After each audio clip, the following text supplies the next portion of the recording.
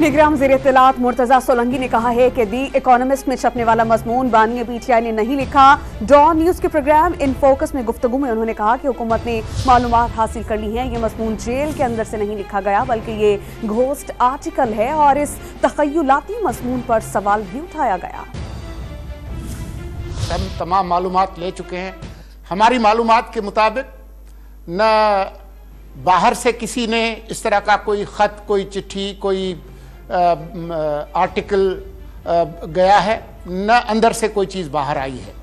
तो यकीनी तौर पर यह चीज़ बाहर लिखी गई है और उसके बाद ही इस इदारे ने छापी है। तो हमारी मालूमात के मुताबिक ये अंदर से कोई चीज़ नहीं गई। उस इदारे ने जिसने छापा है उसने ये ऐलान करके छापा है। उन्होंने ये तो नहीं कहा कि ये एक गोस्ट आर्टिकल है, जो कि हमारे ख्याल में है गोस्ट आर्टिकल, क्योंकि उन्होंने तहरीर नहीं किया।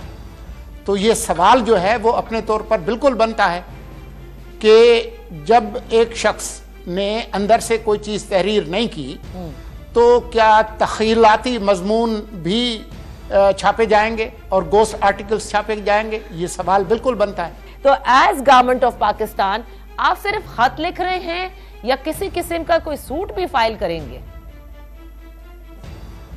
देखें, अभी तक हमने फैसला किया है कि हम उनको लिखेंगे तफसील के साथ। उसके बाद हम क्या करेंगे वो हम बाद में बताएंगे।